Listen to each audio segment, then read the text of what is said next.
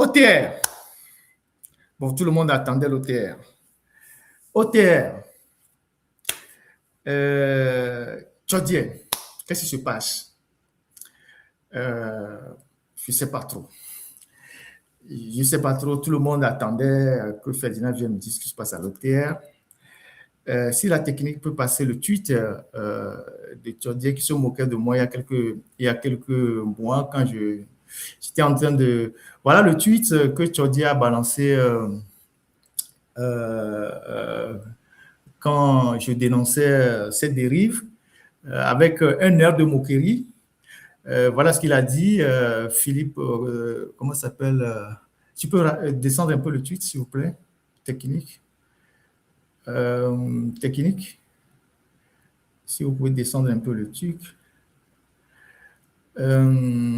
Voilà, docteur Philippe Kokou Bad Tchodier. Son B point là, c'est Bad.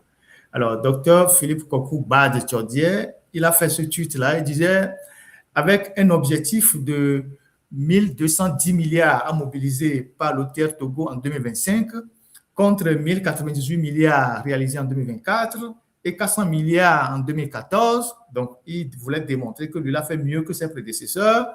Focus sur nos missions. Point de distraction. Que les bosseurs travaillent et les journaleux amusent la galerie.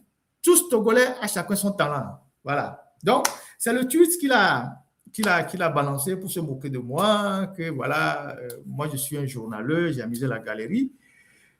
Et je ne pense pas qu'actuellement, il a la même, il a la même appréciation des choses parce qu'il est dans des beaux draps. Et ça, c'est très clair. Il est dans des beaux draps. Il est dans une situation pas assez confortable depuis quelques semaines. Ça, c'est vrai.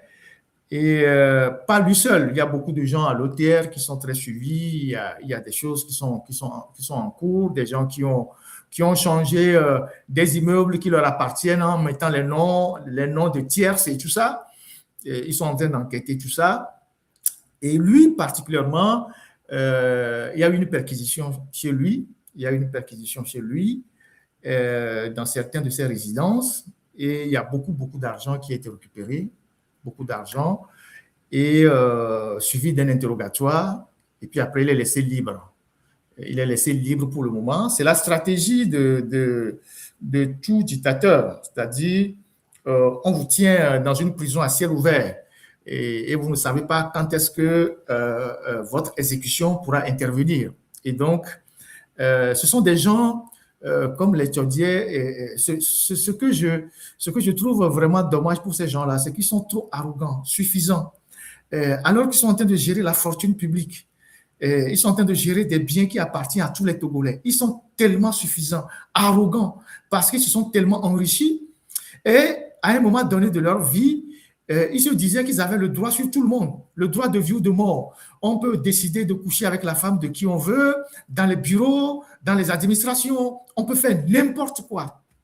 Et ça, c'est des choses qui ne sont pas acceptables dans une société civilisée. Même dans la brousse, les animaux ont des codes. Même dans l'état de nature, il y a plus ou moins des codes. Mais dans notre pays, dès que quelqu'un accède à des fonctions qui lui procurent beaucoup d'argent, il se permet tout. Et cela ne choque pas les Togolais. Cela ne choque pas les Togolais. Dans cette affaire à l'OTR, il y a beaucoup de gens qui ont perdu leur femme et des gens sont morts. Des gens sont morts. Vous imaginez que vous avez votre femme qui va au boulot chaque matin et elle est constamment harcelée par un directeur. Nous ne sommes pas en Occident où les femmes parfois parlent, où les femmes, à un moment donné, elles parlent. Et elles rompent le silence et que c'est punissable. En Afrique, les gens ont peur de parler parce que tu peux perdre ton boulot. Et donc, à un moment donné, les femmes finissent par céder. Et ça se passe dans l'ensemble de l'administration, dans les sociétés d'État, dans les services même privés, où les gens harcèlent régulièrement les femmes. Donc, toi, tu as ta femme ou tu as ta fiancée, elle va au boulot, son directeur la harcèle tous les jours, et un jour, elle finira par l'accepter. Et il y a des gens qui sont morts dans cette histoire. Est-ce que vous le savez? Il y a des gens qui sont morts dans cette dérive-là. Dans cette dérive de libido, d'essai de libido, il y a des gens qui sont morts. De telle sorte qu'à la fin, ce n'est pas Ce n'est pas l'argent détourné qui choque, parce qu'eux tous, ils volent à Lomé là-bas. Ce n'est pas l'argent détourné parfois qui choque. C'est comment on utilise sa position de dominateur pour soumettre tout le monde, pour écraser tout le monde, pour faire des choses, excusez-moi, qui touchent la morale. Et on n'a pas de limite. Parce qu'on pense que c'est cette manière-là, c'est de cette manière-là qu'on exerce son pouvoir et sa domination sur les autres. Quand vous êtes dans un service public et qu'il y a un mec qui a 5 femmes, ce n'est pas des maîtresses, 5 femmes, dans une régie financière, et qu'il positionne à des postes stratégiques, ça ne choque pas l'opinion. Quand je parlais de Tchodié ici, ce sont les jeunes, les militants de UNIR, ou c'est pas certains qui disent non, Ferdinand ment, il exagère, tout ça. Allez lui demander combien ils ont ramassé chez lui. Allez lui demander combien ils ont pris chez lui dans la perquisition. En espèces. Posez-lui la question combien ils ont pris chez lui. On a dépassé les 3 milliards en espèces, avec des lingots d'or. Aujourd'hui, il ne peut même plus sortir du pays. Pour le moment, on l'a laissé libre. Il ne peut pas sortir du pays. Et on ne veut pas en parler. On a organisé une fuite à travers beaucoup de pages et comptes sur TikTok. C'est eux qui ont organisé ça. C'est ceux qui ont voulu que l'information fuite, qui ont organisé tout ce que vous avez vu là. Et ce n'était pas une fumée sans feu. C'est eux qui ont organisé ça. Vous avez vu qu'il y a beaucoup de comptes, beaucoup de pages qui ont écrit sur le cas Tchodié. Certains ont dit même qu'il est arrêté, il est ci, il est ça. C'est eux-mêmes qui ont organisé ça. Parce qu'il faut qu'ils démontrent à l'opinion que leur champion est en train de travailler. Et c'est de cette manière-là qu'on lutte contre la corruption. Si vous avez les documents ou vous avez des éléments, des indices que quelqu'un qui a géré la régie financière a amassé de l'argent chez lui à la maison, vous faites une procédure judiciaire. Vous faites une procédure judiciaire qui consiste à aller faire des perquisitions et à saisir ce qui ne lui appartient pas. Et quand on saisit ça, on met ça sous scellé. Et pendant la procédure judiciaire, si la personne est condamnée, on remet l'argent au trésor.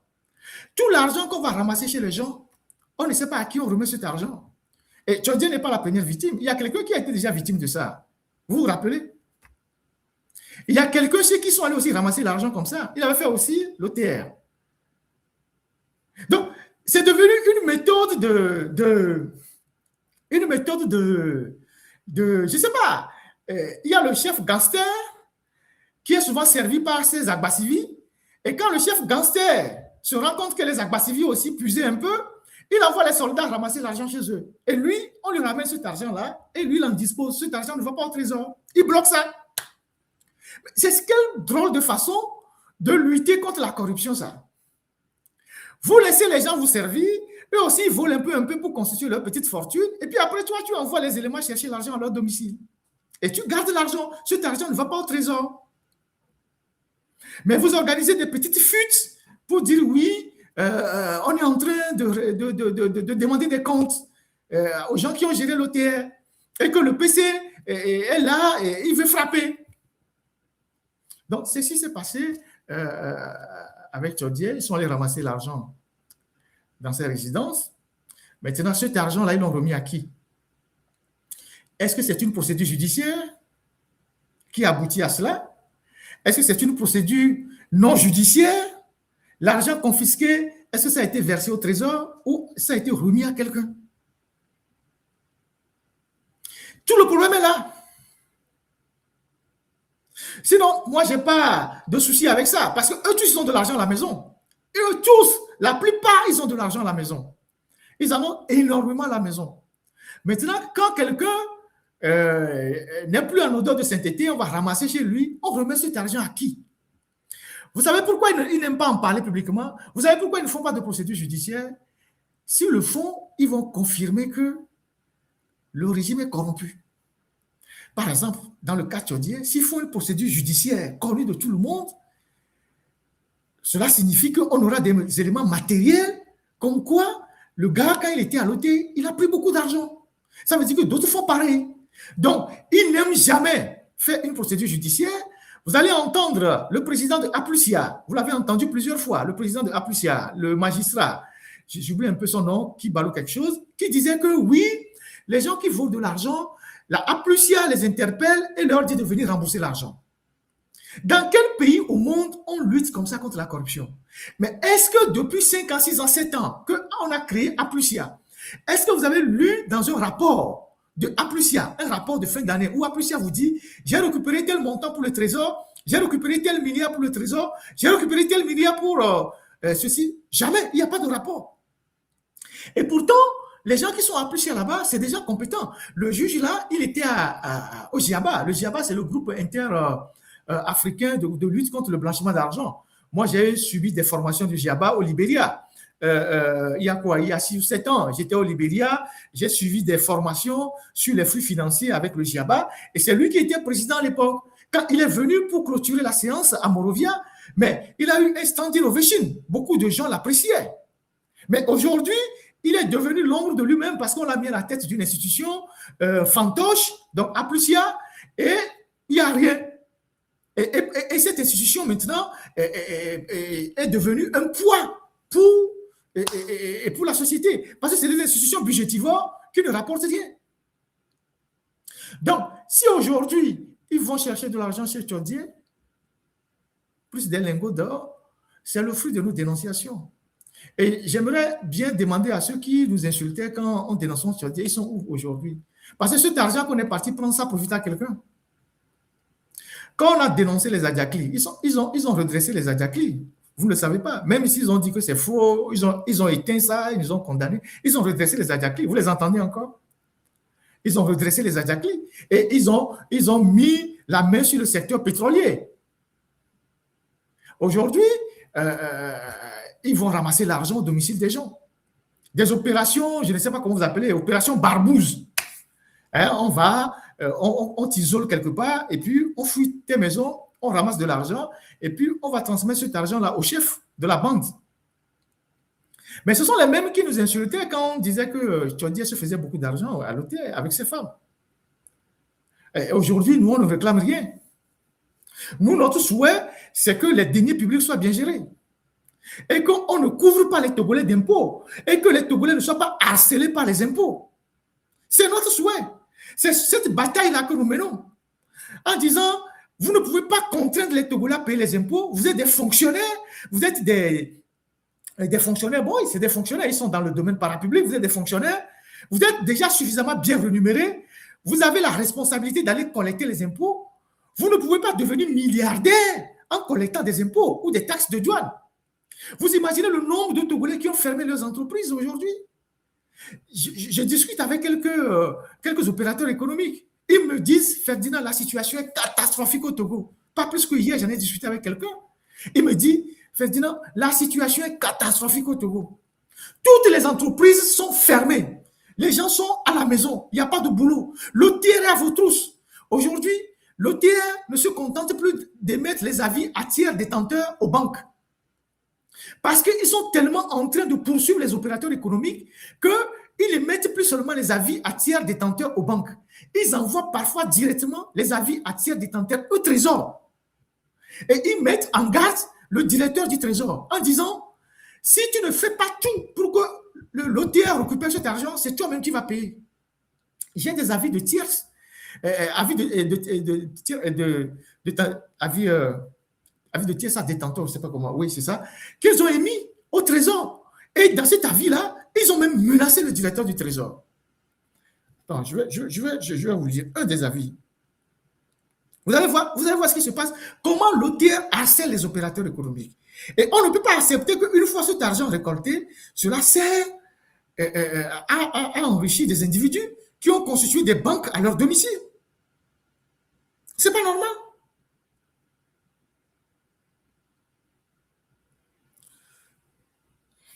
C'est pas normal. Et quand on le dit, c'est pas pour faire du mal à quelqu'un. On le dit pour le Togo. Voilà. Avis à tiers détenteur, OTR.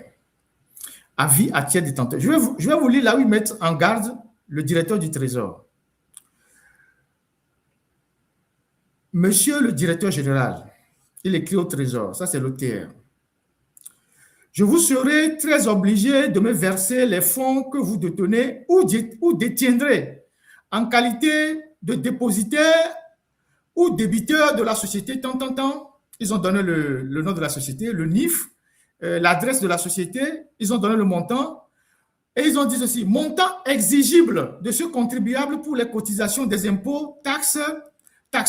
La présente demande est fondée sur les dispositions des articles 489 et suivants du livre de procédure fiscale. Le présent avis à tiers détenteur vous constitue débiteur direct du Trésor. Vous écoutez ça? Le présent avis à tiers détenteur vous constitue débiteur direct du Trésor. Par suite, le versement demandé est obligatoire.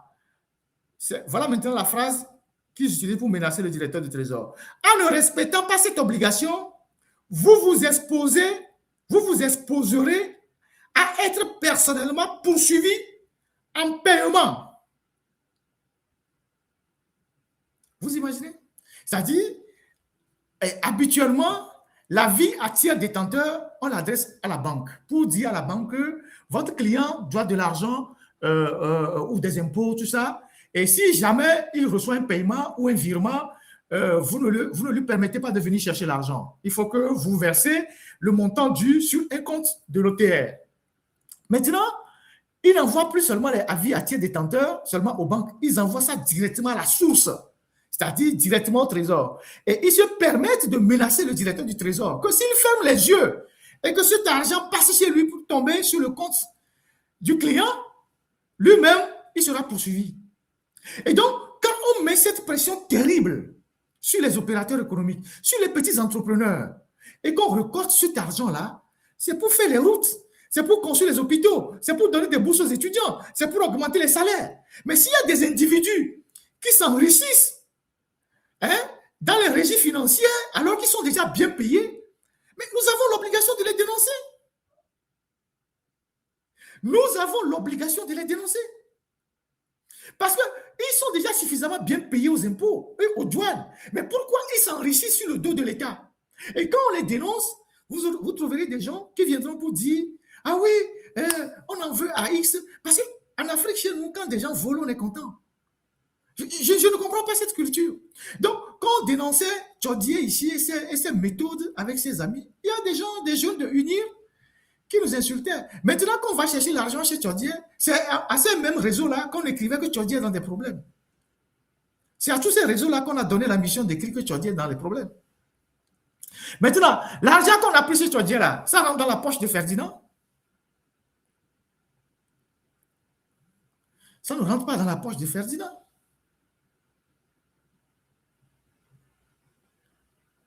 Ça ne rentre pas dans la poche des journalistes qui travaillent avec Ferdinand. Mais on le fait pour le bien de la société, parce que c'est le travail du journaliste d'attirer l'attention que ça, ce n'est pas normal. Et qu'on ne peut pas laisser des gens s'enrichir indubitablement sur le dos de la République. Donc, je ne sais pas quelle serait la suite du dossier de Tchodié, mais pour le moment, c'est quelqu'un qui a il a des problèmes de difficulté pour parler comme les gens de la rue. Ces problèmes dépassent la Somalie, l'Érythrée et le Rwanda réunis. Et j'espère que, bon, celui qui l'a servi pendant des années et dont il était sûr que cette personne ne le toucherait pas, cette personne lui trouverait vraiment clémence et que, bon, et le pire ne va pas lui arriver. Je pense qu'une fois qu'on aura récupéré beaucoup d'argent et qu'on sait que, bon, il n'en a plus tellement, il ne va pas lui vouloir du mal. Donc, voilà. Et ça, c'est vraiment dommage parce qu'il n'y a aucune transparence. Il n'y a aucune transparence vis-à-vis de ce qui se passe. L'argent qu'on a pris, il n'y a pas de communication officielle. Personne n'est renseigné. Qui a pris l'argent? À qui on a remis l'argent aujourd'hui? Personne ne sait. Même si on peut imaginer à qui on est parti rendre compte avec l'argent. Et cet argent va servir à quoi?